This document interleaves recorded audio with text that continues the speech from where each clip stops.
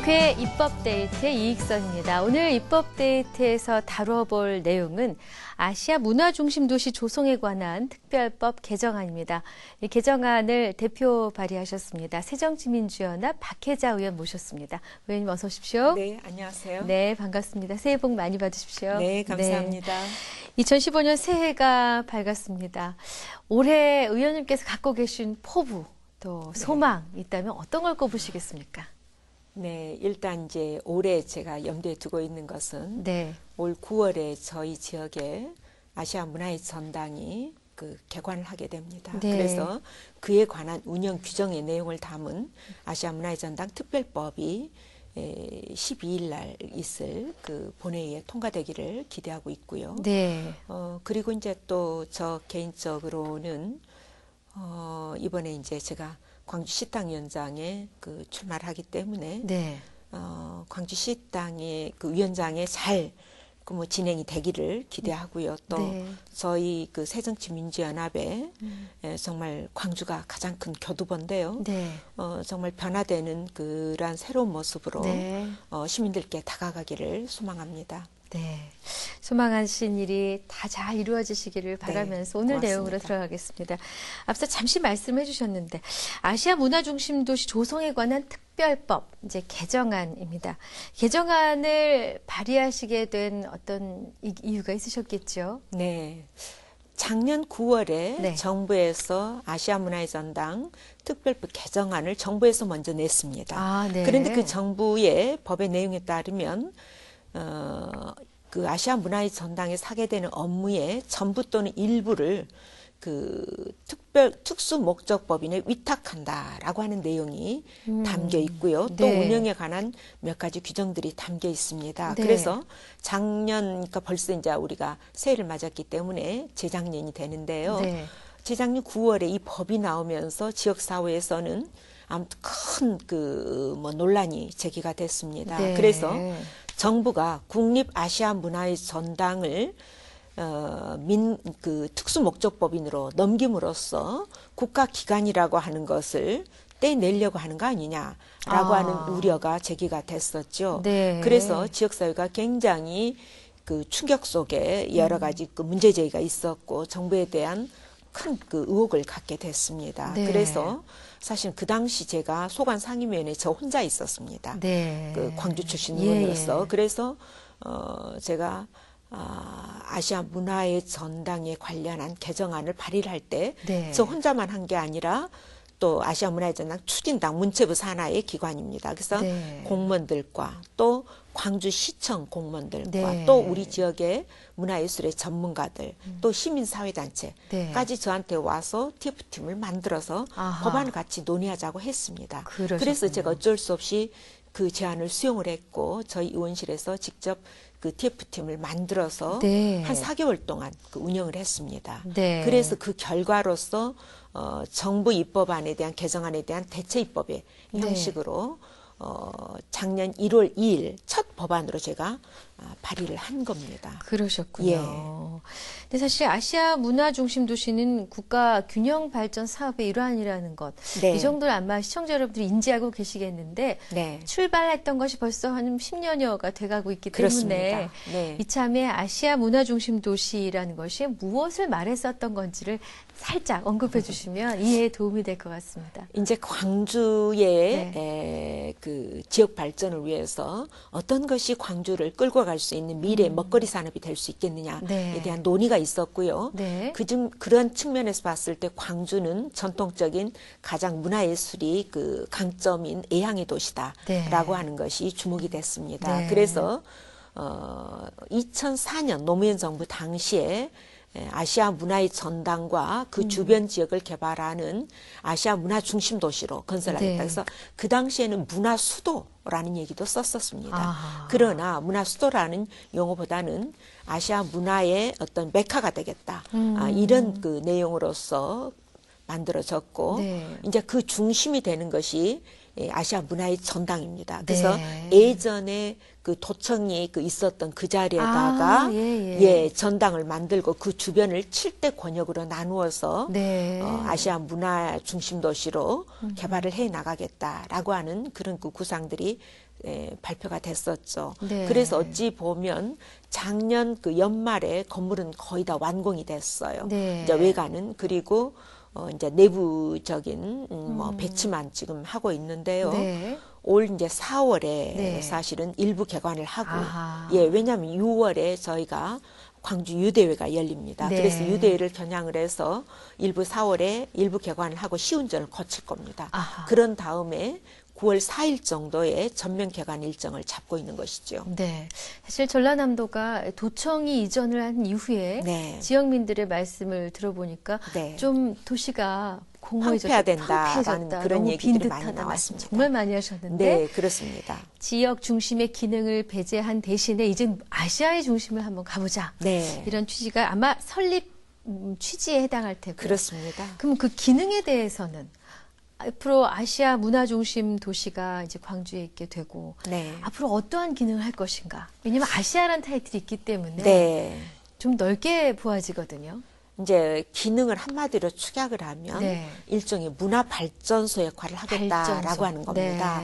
발전소라고 하는 것이 끊임없이 새로운 걸 받아들여서 융합을 통해서 새로운 그 문화로 창출해내는 것이죠. 그래서 아시아 각국의 그 고유한 문화들을 광주가 수신을 해서 받아들여서 그것을 아시아적인 가치를 다시금 재해석하고 융합해서 새로운 아시아 문화적인 거를 만들어서 다시 말하자면 발신하게 되는 그런 기능이죠. 그래서 전체적으로 융합과 통합을 통해서 새로운 보편적인 아시아의 문화를 만들어낸다라고 하는 거대한 사실은 꿈을 가지고 있는 것이죠. 그렇군요.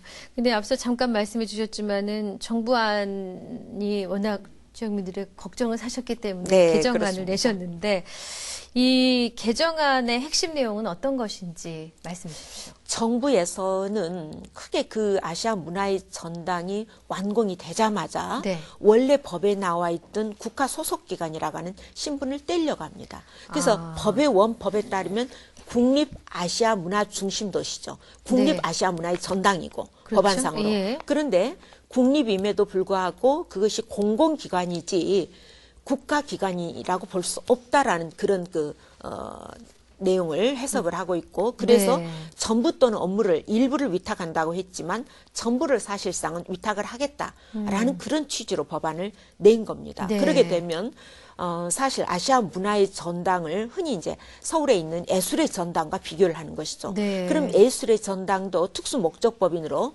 운영이 되고 있습니다. 그런데 예술의 전당은 사실 배우 도시가 2천만에 가까운 인구를 가지고 있습니다. 그런데도 사실 지금 예술의 전당이 자립하지를 못하고 있어요. 그리고 실제 예술의 전당이 처음에는 법인이었을 초기에는 정부에서 70% 정도를 예산 지원했습니다. 그러나 지금은 한 26, 7% 정도 지원하고 있어요. 그래서 예술의 전당도 갈수록 그 공공성을 잃어가고 말하자면 예술의 전당 자체도 대관 업무 또 혹은 기획 업무를 주로 하지 못하고 대관 업무라든가 또 레스토랑이나 카페 이러한 부대 수입으로 수익을 올리기인데 혈안이 돼 있습니다. 그래서 이 예술의 전당 자체도 원래 고유의 기능을 잃어가고 있는데 광주는 예술의 전당과 비교가 안 될 만큼 몇 배 더 큽니다. 규모상으로 봤을 때 12,000평에 가까운 어마어마한 규모고요. 그런데 거기에 원래 법에 따르면 교육과 연구, 교류 3대 기능입니다. 그래서 교육과 연구, 교류인데 교육이나 연구, 교류와 같은 것이 그야말로 수익성을 낸다라고 하는 것은 꿈과 같은 기대하기 어렵죠. 일이죠. 그렇기 때문에 공공성이 강조가 되어야 되는 것이고 문화예술의 정말 메카 기능을 하자면 정부에서 책임지고 이것을 운영을 해서 제대로 자리 잡을 수 있도록 해줘야 됩니다. 그래서 시간상으로 상당히 우리가 중장기적으로 보고 이것을 운영해야지 단기간 내에 수익을 내거나 어떤 성과를 거두기는 어려운 구조라는 겁니다. 그리고 이미 이 아시아 문화의 전당을 개관하기까지 들어간 돈이 거의 9천억 정도 지금 그렇군요. 1조 원에 가까운 돈이 투입이 됐습니다. 시설 그 자체만으로는 6천억 이상이 들어가 6천 한 7, 800억이 들어갔고요. 그러나 그 외에 부탁 기대했던 것까지 하면 거의 1조 원에 가까운 돈이 투입이 됐고 또 원래 법에 따르면 실제 2023년까지 5조 한 3천억 정도를 투자하게 되어 있습니다. 그럼 이거를 특수목적법인에 위탁을 했을 경우에 과연 어떻게 5조 3천억이란 비용을 충당을 하며 또 운영할 수가 있겠느냐라는 거는 당연한 지역민들의 우려가 나올 수밖에 없다. 저는 그렇게 보고 있습니다. 그렇군요. 국립아시아문화전당에 그래서 뿌리 내리기, 위상을 제대로 세워줘야 하는 게 필요하다라는 의미로 들리는데요. 위상을 제대로 갖추고 뿌리를 내릴 수 있게 도와줘야 되는 이유는 이것이 단지 우리 국내에서 가는 그야말로 예술의 전당을 뭐 제가 낮춰보는 건 아닙니다만 목적하는 바가 워낙 크기 때문에 그렇게 해석을 해야 될까요? 이거는 이제 그 아시아 문화의 말하자면 메카가 돼야 되고 우리 그 광주에 있다라고 해서 광주의 기관이 아니라 세종시에 중앙부처가 내려가 있지만 여전히 중앙부처인 것은 틀림없는 것이죠. 그렇죠. 그래서 그 위치가 어디에 있느냐가 문제가 아니라는 겁니다. 흔히 이제 그 일부 분들이 광주에 있으니까 광주 뭐 이렇게 말을 하는데요. 그렇지 않고 이것은 아시아 문화의 전당이라고 하는 것은 그야말로 대한민국 겁니다. 그리고 대한민국의 건국 이래 최대 문화적인 프로젝트입니다. 그런데 이것을 광주에 있다 그래서 광주 아시아 문화의 전당이다. 이렇게 말할 수는 없어요. 그래서 위치만 광주에 둔 것이지 사실상은 그거는 대한민국 전체의 것이고 또 어떻게 보면 아시아민들이 거기를 통해서 교류하고 협력해야 되는 그러한 아시아적인 공간일 수밖에 없다라고 하는 것을 잊을 수가 없죠. 자, 의원님의 그 대체 입법안에는 문화전당에서 ODA라고 약자가 되어 있네요. ODA 예산도 쓸 수 있도록 했다. 근데 ODA가 뭔지, 이게 무슨 말씀이신지 풀어 말씀해 주십시오. 공적 대외 원조를 이제 ODA라고 하는데요. 그런데 이제 이 그 공적 대외 원조란 것은 우리가 선진국으로 도약을 하자면 과거 우리가 원조를 받지 않았습니까? 그런데 원조를 받는 나라에서 이제 원조를 주는 나라로 대한민국의 위상이 달라졌다라는 얘기를 합니다. 그래서 사실상 여기는 문화예술과 관련된 교육과 연구 교류이기 때문에 아시아 국가들에게 우리가 문화예술 분야에 대외 원조를 할 수 있어야 된다라는 거죠. 국내 사업이 아니니까. 그래서 그 아시아 국가들에게 문화예술적인 우리가 교육도 시켜주고 또 지원도 해줘서 그 아시아 문화적인 가치가 보편 문화 속으로 융합이 될 수도 있어야 되고 또 그러한 대외 원조를 통해서 우리나라의 어떤 그 보편적인 가치도 세계화시켜 나가는 이런 노력도 그 필요한 것이고요. 또 이제 저희가 그 중장기적으로는 이러한 대외 원조를 통해서 국제기구로 나아가야 됩니다. 그래서 우리가 흔히 유네스코라고 말하지 않습니까? 그런 것처럼 유네스코가 문화예술 이제 그 유엔 산하의 기관입니다만은 이런 유네스코와 같은 국제기구를 꿈꾸기 위해서는 이런 대외 원조도 여기를 통해서 나가는 것이 필요하다라는 거죠. 왜냐하면 지금 현행 법에서도 문화예술 분야에 기지라는 말을 쓰고 있습니다. 우리나라 대한민국의 문화예술 분야의 기지. 기지라고 하는 것은 그야말로 그 중추가 되는 곳이다. 중심이 되는 곳이다. 이런 것이죠. 그래서 이 기지를 통해서 그 대외 원조가 문화예술 분야는 일부라도 아시아적으로는 나가줘야 우리가 아시아 문화의 그 가치를 우리가 정말 그 높일 수도 있고 또 우리가 그 아시아 국가들의 문화예술을 통해서 마음도 저희가 얻을 수 있지 않겠느냐라는 생각을 가지고 있습니다. 공적 개발 원조라는 것이 우리가 못 살 때 선진국으로부터 받았던 바로 그 예산. 이제는 그렇습니다. 우리가 누군가에게 줄 수 있는 그래서 마련한 예산인데 이것의 일부를 우리 아시아 문화 중심 도시에서 쓸 수 있도록 한다. 이런 말씀이신 거죠. 사실 오늘 의원님께서 굉장히 자부심을 갖고 말씀하시는 것이 느껴집니다. 사실은 이제 여러 단어 중에서도 발전소, 기지, 전당, 굉장히 좋은 기본이 되는 뿌리가 되는 의미가 많이 나왔거든요. 제가 사실은 1년 거의 반 네. 정도로 이 업무에 모든 걸 쏟아 부었거든요. 그러셨군요. 그렇기 때문에 저로서는 네. 정말 제가 국회의원 돼가지고 네. 정말 어찌 보면 모든 걸 걸고 지난 1년 반 동안 네. 이 법에 정말 매달렸어요. 처음에는 제가 이 법을 책임맡고 싶지 않았어요. 네. 이게 정말 정부에서 어떤 의지를 가지고 있는지가 저희가 뻔히 짐작가는 바가 있고 정말 이 총대를 제가 초선인 제가 메어야 된다라는 것에 대해서도 사실 제 입장에서 쉽게 그 받아들이기 어려운 일이었습니다. 그랬습니다. 예. 그런데 결국은 1년 반 동안 끌어왔고 많은 분들이 거기에 또 그 합의를 해줬고 동참을 해주신 그런 것들이 굉장히 저에게는 힘이 됐고 이제 마지막 고지만 남겨놓고 있다. 그렇군요. 이렇게 보고 있습니다. 네네.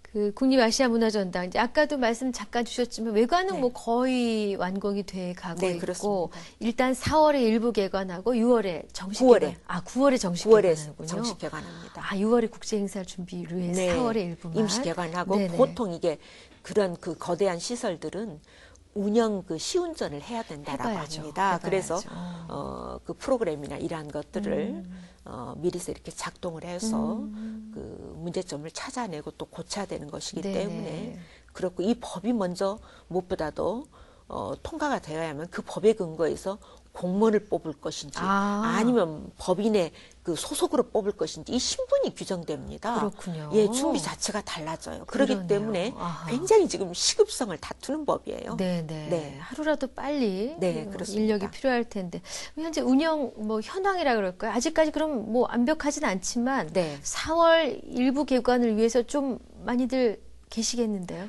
한 그 계약직으로 해서 네. 지금 한 200명 가까운 인력들이 네. 지금 준비를 하고 있습니다. 그러시군요. 그러나 네. 법안이 명백히 통과가 돼야 가령 400명 정도 인원이 필요하다라고 합니다. 네. 그렇다면 일부는 몇 명은 공무원으로 하고 그 나머지는 전부 다 법인 소속으로 해서 네. 자율권도 줘야 되고 네. 그러나 공공성도 우리가 포기할 수 없기 때문에 네. 두 가지를 조화시켜 나가려고 하는 그런 것이죠. 그래서 일단 이제 법안 그 소위가 제일 중요합니다. 네. 국회에서는 법안 소위에서 치열한 논쟁을 거쳤습니다. 일단 그래서 교육문화관광위원회 통과했어요. 통과했잖아요. 12월에. 네, 그렇습니다. 예.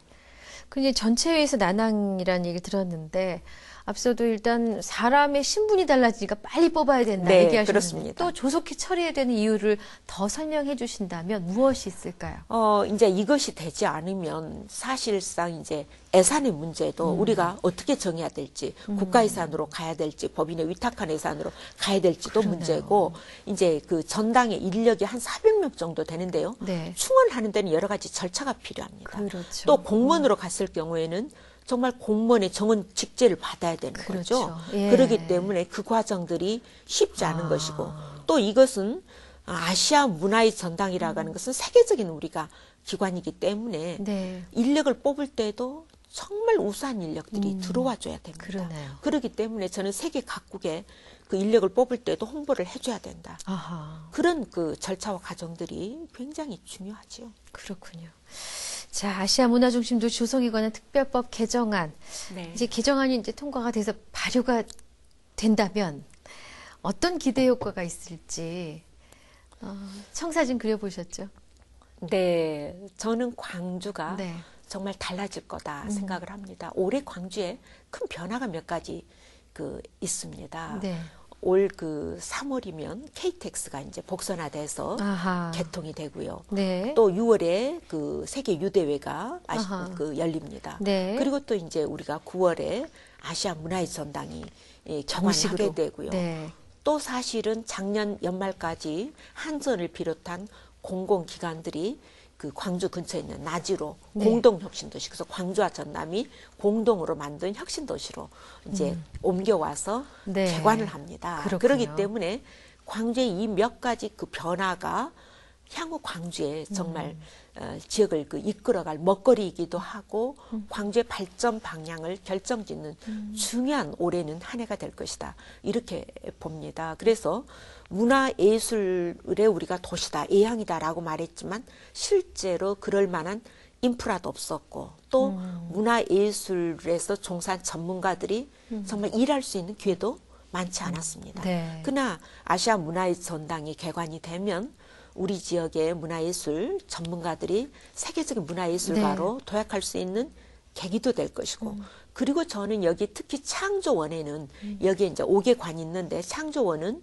문화산업의 중추기관이 됩니다. 네. 그렇기 때문에 여기에서는 저는 그 전자산업들도 들어와줘야 된다라고 봅니다. 그래서 네. 저는 이미 그 LG라든가 삼성이라든가 삼성전자라든가 이런 데가 들어와서 다양한 어플들을 또 개발해주고 이걸 탑재를 해서 각국으로 전파하는 역할도 해야 된다라고 생각을 하죠. 그래서 문화발전소가 이제 시동을 걸고 네. 나아가는 겁니다. 네. 그러게 되면 이 발전소에서 우리가 전력을 에너지를 공급하듯이 네. 정말 아시아 문화의 전당을 통해서 정말 우리가 흔히 말하는 굴뚝없는 산업이라고 했던 그 문화 산업이 네. 어떻게 가는 것인지를 보여줄 수 있지 않겠느냐. 그렇겠군요. 그렇게 생각을 하고 네. 있습니다. 벌써 약속 시간이 다 되어가고 있는데 좋은 결과 있으시길 바라고요. 네.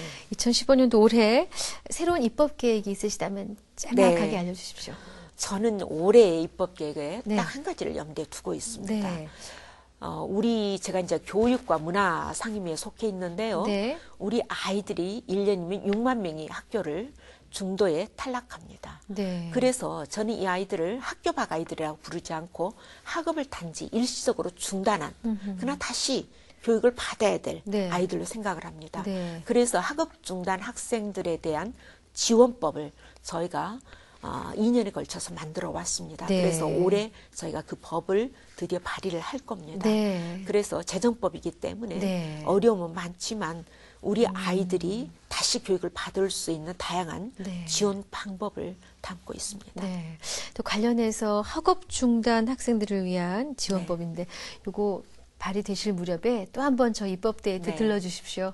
네, 열심히 해서 또 입법 네. 그 데이트에 소개하도록 하겠습니다. 네, 의원님 오늘 귀한 시간 내주셔서 감사합니다. 네, 감사합니다.